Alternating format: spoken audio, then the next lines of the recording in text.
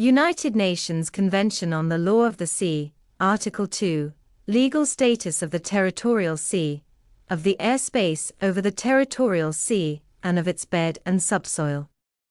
1. The sovereignty of a coastal state extends beyond its land territory and internal waters, and, in the case of an archipelagic state, its archipelagic waters, to an adjacent belt of sea, described as the territorial sea.